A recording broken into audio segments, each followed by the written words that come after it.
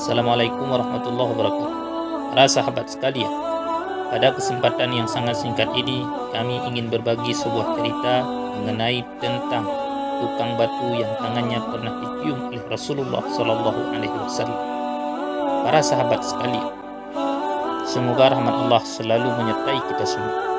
Saat mendekati kota Madinah, di salah satu sudut jalan, Rasulullah Sallallahu Alaihi Wasallam berjumpa dengan seorang tukang batu.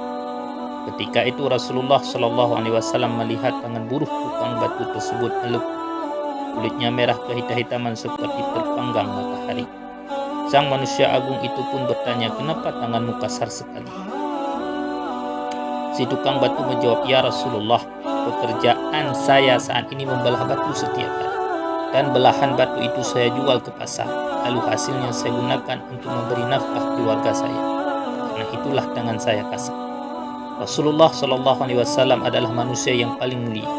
Tetapi orang yang paling mulia tersebut begitu melihat tangan si tukang batu yang kasar karena mencari nafkah yang halal, Rasulullah Shallallahu Alaihi Wasallam pun menggenggam tangan itu dan mencium seraya berkata, inilah tangan yang tidak akan pernah disentuh oleh api neraka selama-lamanya. Rasulullah Shallallahu Alaihi Wasallam tidak pernah mencium tangan para pemimpin Quraisy. Rasulullah Shallallahu Alaihi Wasallam tidak pernah mencium tangan pemimpin kabilah. Bahkan oleh Rasulullah Shallallahu Alaihi Wasallam tidak pernah mencium tangan para raja sekalipun. Sejarah mencatat hanya putrinya Fatimah Az-Zahra dan tukang batu, itulah kedua tangan yang pernah dicium oleh Rasulullah Shallallahu Alaihi Wasallam ketika hidupnya di dalam dunia ini. Padahal tangan tukang batu yang dicium oleh Rasulullah Shallallahu Alaihi Wasallam justru tangan yang telapaknya melepuh dan kasar karena membelah batu dan kerja keras. Para sahabat sekalian, pada suatu ketika seorang laki-laki melintas di hadapan Rasulullah Shallallahu Alaihi Wasallam. Orang itu dikenal sebagai pekerja yang taat dan giat ketangkas.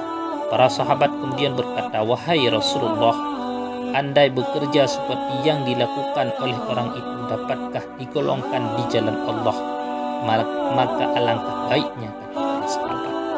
Mendengar itu Rasulullah Shallallahu Alaihi Wasallam pun menjawab, kalau ia bekerja untuk menghidupi anaknya yang masih kecil, maka itu dinamakan di jalan Allah.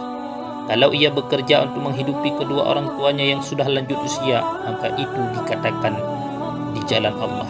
Kalau ia bekerja untuk kepentingan dirinya sendiri agar terhindar daripada perkara meminta-minta, maka itu pun disebut fi sabilillah ataupun di jalan Allah.